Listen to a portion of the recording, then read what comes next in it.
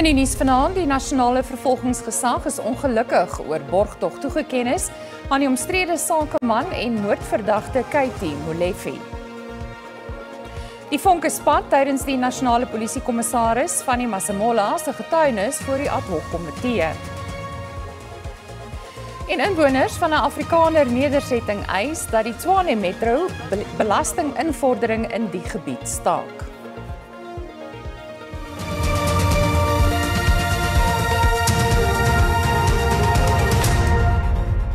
Goeienaand en welkom by die Afrikaanse Bulletin. Die nasionale vervolgingsgesag het sy teleurstelling uitgespreek oor die besluit van die Hooggeregshof in Johannesburg om die omstrede sakeman Katiso Katie Molefe borgtog van R400.000 toe te staan. Molefe het appel aangeteken nadat sy aanvanklike borgtog aansoek in Augustus vanjaar in die Alexandra Landdroshof van die hand gewys is. Hy is in hegtenis geneem vir sy beweerde betrokkenheid by die moord op oupa Sefoka, algemeen bekend as DJ Somebody in 2022. Regter Brad Wanless sê die Landdroshof se beslissing was gegrond op spekulasie en nie op objektiewe bewyse nie. The appellant is granted bail in the amount of R400,000, full stop. This amount is in addition to the bail granted by the High Court of South Africa, Gauteng Division, in brackets Pretoria, under case number capital letter A 112/2025 in the sum of R100,000. Molefe se borgtog voorwaardes verhoed hom om Gauteng te verlaat met uitsondering van sakereise na Welkom in die Vrystaat. Hy moet egter die ondersoekbeampte vooraf in kennis stel van beplande sakereise, as ook 3 keer per week by die Morningside polisiestasie aanmeld. Die nasionale vervolgingsgesag het sy ontevredenheid met die uitspraak uitgespreek. A disappointing outcome, of course. We were not expecting such an outcome. However, as the NPA, we take it on the chin and we move forward in terms of studying the judgment of the court and to determine or craft a strategy in terms of dealing with the matter going forward. Intussen het nog 'n vermeende leier van die sogenaamde Groot 5 misdaadsyndikaat, Vusimusi Cat Matlala, 'n mosie ingedien om te appeleer teen die besluit van die Alexandra Landdroshof om hom borgtog te weier. Die NVG sê hy sal sy appel teenstaan. We will be opposing such an application and I don't think that it will be fair to compare the outcome of this matter and the one of Matala, which is yet to be brought to the High Court. The High Court will obviously deal with it as per merits that will be presented before it. Getuienis wat voor die Matlanga kommissie gelewer is, het Matlala en Molefe by die sogenaamde Groot 5 misdaad en dwelmkartel betrek. Volgens polisieondersoeke kan 4 wapens, waarop beslag gelê is gedurende ondersoeke na die kartel, verbind word met 18 ernstige misdaadsake. 'n Vurige woordewisseling het in die parlement uitgebreek toe die DA-LP Glenys Breitenbach die nasionale polisiekommissaris Fanny Masemola gekonfronteer het oor sy hantering van die ontbinding van die politieke moorde taakspan. Volgens Breitenbach het Masemola nie die grondwet gehandhaaf toe hy nie weerstand gebied het teen die minister van polisie, Senzo Mchunu, se opdrag om die taakspan te ontbind nie. Mchunu is in Julie op spesiale verlof geplaas. We must know if you are fit to do this job. Lede van die parlement se ad hoc komitee wat ondersoek instel na beweringe van korrupsie en politieke inmenging binne die strafregstelsel, sê dit was Masemola se plig om beswaar te maak teen Mchunu se opdrag. Breitenbach het Masemola daarvan beskuldig dat hy die land aan misdadigheid blootgestel het en nie Suid-Afrikaners se belange op die hart dra nie. You're the National Commissioner of the South African Police Service. There's no one above you and he's not above you. He's a Minister of Police, he's above me. Not in the hierarchy of the South African Police Service, General, and you and I both know that. You call the shots in the South African Police Service, not the Minister. And if he tries, you should tell him to go to hell. Why didn't you? Yeah, well, I didn't tell them that, and I take him as Minister of Police, and I told him in a nice way that let's not do this thing, and he kept insisting, no, we do it. Volgens lede van verskeie politieke partye maak Masemola se versuim om op te tree hom medepligtig aan die groter rol wat misdaadsyndikaate en sommige politieke hoofde in die land speel. You did not protect South Africans. You exposed us to drug cartels.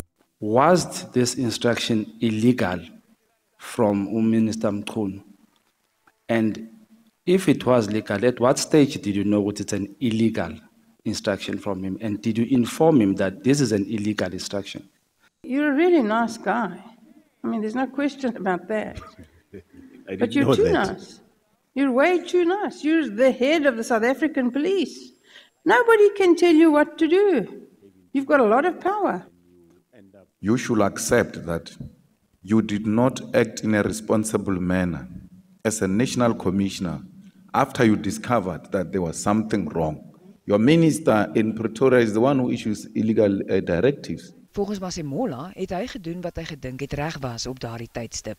Blyk daarvan om die opdrag van Mkhunu te volg om die taakspan te ontbind, sê Masemola dat hy eerder gevra het vir die afskaling van die span se bedrywighede oor 'n tydperk. If you were in my position that time, not knowing all these motives, and I think, I did the best I could, and the team is still there up to today. Masemola het hom ook uitgespreek oor die algemene stand van polisieering in die land. We just need leaders that respect their work, but we also, of course, need oversight, that institutions that are meant to do specific work, they do that which they are meant to. They do not chase personal agendas or be weaponized to do nefarious activities and acts. Volgens Masemola is die taakspan nie ontbind omdat dit nie waarde tot die strafregstelsel toegevoeg het nie. Hy sê die motief was veel groter as dit. Intussen het die Madlanga-kommissie aangekondig dat die hoof van misdaadintelligensie, luitenant-generaal Dumisani Khumalo, nie maandag sal getuig wanneer die kommissie sy werksaamhede hervat nie. Khumalo het 'n dag nadat hy voor die kommissie begin getuig het, skielik siek geword. Die getuienisleiers wil nou aansoek doen dat die verhore in geslote sessies gehou word. The Commission of Inquiry will resume its hearings on Monday, the 13th of October 2025. Due to the nature of the evidence to be presented when the hearings resume, the evidence leaders will apply for the hearings to be conducted in camera, meaning that the hearings will be held in a closed session at which members of the public and the media will not be allowed. If the Commission grants the application, the hearings will then proceed in camera until further notice. We must clarify that Lieutenant General Dumisani Khumalo, the SAPS Head of Crime Intelligence, will not testify during this period. The Commission also wants to make clear that it remains committed to the principles of transparency and accountability, and should circumstances permit a change in the mode of hearing, the media and the public will be informed accordingly. Die Suid-Afrikaanse diplomatieke gemeenskap het in Pretoria byeengekom om hulde te bring aan die land se ontslape ambassadeur in Frankryk, Nathi Mthethwa. Die 58-jarige Mthethwa is verlede week dood nadat hy uit die venster van 'n hotel in Parys in Frankryk geval het. Sy oorskot het vandag in Suid-Afrika aangekom. Politici en mede-diplomate van ambassadeur Nathi Mthethwa sê hy sal nie net onthou word vir sy politieke leierskap nie, maar ook vir sy warmte en nederigheid. Sy kollegas het hom ook onder meer beskryf as 'n beginselvaste leier wie se waardes hom gedra het vanaf sy jare as 'n anti-apartheidsaktivis. He knew that the strength of our movement lies not in words alone, but in consistency, humility, and integrity. From his youth in the liberation struggle to his final years in the public service, he embodied the NC's finest traditions: service before self, loyalty without arrogance, and vision anchored in the collective. He was a revolutionary cadre of our movement with a sharp intellect. And he worked in KZN as an activist during very difficult and dangerous times. Die Franse ambassadeur in Suid-Afrika sê Mthethwa was 'n belangrike brug tussen die twee lande. He was exceptionally committed to strengthening the bilateral relation between South Africa and France. He was extremely aware of how much our two countries share in common, from the attachment to democracy, freedom and human rights, and as you said, Ambassador, our global aspirations. Die minister van internasionale betrekkinge, Ronald Lamola, het Mthethwa bedank vir die rol wat hy in sy lewe gespeel het. Ambassador Mthethwa's journey in service of the South African people was long and a daunting one. I was also fortunate when I came into cabinet. He was one of the ones who were appointed long before some of us. And we were young, we saw him as a political commissar of the ANC Youth League. Mthethwa se oorskot het vanoggend vanuit Parys op die OR Tambo internasionale lughawe aangekom, waarna dit na die King Shaka internasionale lughawe in KwaZulu-Natal gevlieg is. Mthethwa sal Sondag tydens 'n kategorie 2 spesiale amptelike begrafnis in KwaMbonambi te ruste gelê word.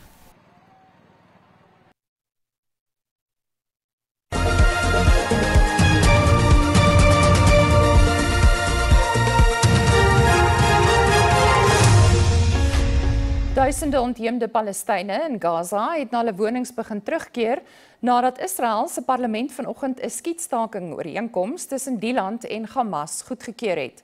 Die eerste fase van die ooreenkoms het om 11:00 Suid-Afrikaanse tyd in werking getree en Israel se magte het gedeeltelik uit dele van Gaza onttrek. Volgens die ooreenkoms moet Hamas alle Israeliese gijslaers binne 72 uur of voor maandagooggend om 11:00 vrylaat. Israel moet sowat 2000 Palestynse gevangenes aan Hamas oorhandig. Die Amerikaanse president Donald Trump, wie se 20-punt vredesplan tot die onderhandelings bygedra het, sal na verwagting Maandag Israel se parlement toespreek. The Nobel Peace Prize for 2025 goes to a brave and committed champion of peace. Venezuela se oppositieleier Maria Corina Machado is die Nobelprys vir vrede toegeken vir die bevordering van demokratiese regte in haar land, haar stryd om 'n oorgang na demokrasie te bewerkstellig en die land van diktatorskap te bevry. Die 58-jarige Machado is die eerste persoon van Venezuela wat die prys ontvang en die 6de van Latyns-Amerika. Daar was wyd bespiegel dat die Amerikaanse president Donald Trump en die aktivis Greta Thunberg in aanmerking sou kom vir die gesogte prys. Die Universiteit van Fort Hare in die Oos-Kaap sê hy werk onverpoost om werksaamhede by die instelling weer na normaal te laat terugkeer. Dit volg na gewelddadige betogings die afgelope 4 dae by die universiteit, waar tydens 8 geboue op die kampus aan die brand gesteek is. Die studente het betoog teen die aanstelling van 'n tussentydse studenteraad en het ook die fisiekanselier professor Sakela Buhlungu se afdanking geëis. City Power se aansoek vir 'n interdik teen die valke is in die Hooggeregshof in Johannesburg toegestaan. Die interdik betwis die wettigheid van die valke se deursoek en beslagleggingsoperasies by City Power se hoofkantoor. Die valke het die afgelope 2 maande 2 keer op City Power se hoofkantoor toegeslaan as deel van 'n ondersoek na beweerde onreëlmatige kontrakte. Die jongste klopjag hou verband met 'n tender ter bedrag van minstens 67 miljoen rand vir die aankoop van transformators. City Power sê hy werk sedert November verlede jaar saam met wetstoepassingsagentskappe en is daarom bekommerd oor die herhaalde klopjagte. Volgens die nutsmaatskappy beskou hy die optrede as teistering. Die 235-beweging in die Afrikaner nedersetting Kleinfontein, oos van Pretoria, maak beswaar teen die stad Tshwane se belastinginvorderingspraktyke. Hulle beweer die stad teiken die oorwegend wit gemeenskap wat op private grond woon. Hulle eis dat die stad alle belastinginvordering in die gebied staak. Bly by ons. Die 235-beweging beweer die stad Tshwane het geen gesag om belasting op hulle private grond in te vorder nie en sê dit maak inbreuk op hulle eiendomsregte. 'n Groep van ongeveer 20 mense het 'n griefskrif aan die stadsraad oorhandig. Hulle eis dat hulle griewe binne 17 dae aangespreek word. Terwyl daar meer as 502 informele settlements in Pretoria en 17 unlawful settlements binne Pretoria, fokus hulle op 'n klein gemeenskap wat met hulle eie geld, hulle eie hulpbronne, hulle eie logistiek, hulle eie dinge doen. En ons as 235 beweging gaan by hierdie gemeenskap staan. Ons as 235 beweging gaan dit reguit sê dat in volgende jaar se munisipale verkiesing elke wijk wat ons wen, gaan ons omskep in ons eie munisipaliteite. Ons gaan presies doen wat hier gebeur. Natuurlik wat ons nou aanbied is binne die huidige demokratiese bestel. Dis alles wettiglik en wat ons wil doen is ons wil meer autonomie vir gemeenskappe gee wat hulle kan bepaal wat hulle eie toekoms is. Ons kan nie meer ons moet hierdie sentrale mag van die regering afwater na gemeenskappe toe. Die metro het ontvangs van die griefskrif erken, maar hou vol dat hy Kleinfontein as 'n onwettige nedersetting beskou. This is an illegal settlement, and it's not only us who have said that it's an illegal settlement. The courts have told us that they haven't followed the rezoning, they haven't followed the compliance. And in a normal municipality, if we wanted to be more arrogant, we were supposed to demolish this Kleinfontein. I don't even know how it was left to be where it is. But because we don't want disruption in the city and we want to try to see if we can formalize 18 informal settlements, and they are on the list. Volgens Ramabodu sal amptenare Kleinfontein volgende week besoek om te bepaal of die gebied aan munisipale ordonnansies voldoen. Hulle hoop dat die besoek duidelikheid sal gee oor die stad se standpunt wat die weg sal baan vir verdere besprekings en optrede. Net hierna, die Kaapstad Metro verdedig sy groot belegging in die MyCity busdiens. Bly gerus ingeskakel.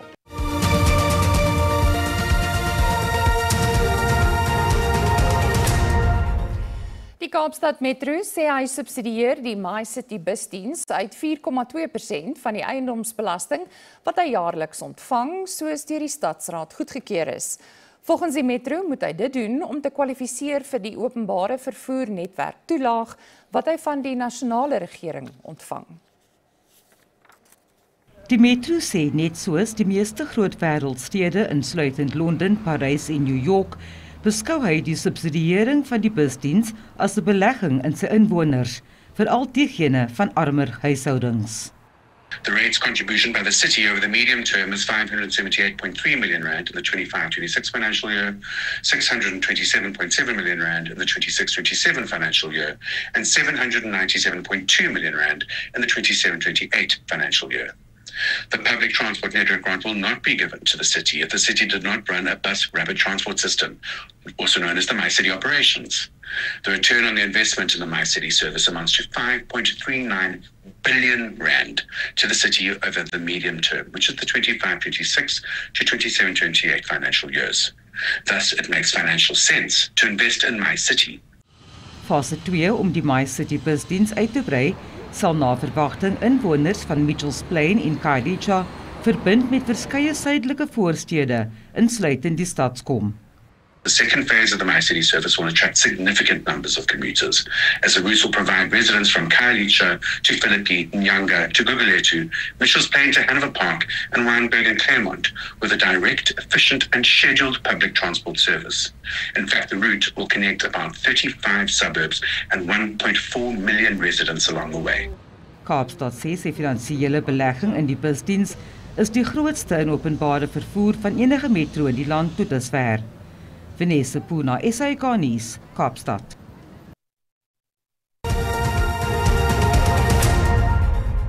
En nou vir die markaanwysers soos om 8:00 vanaand.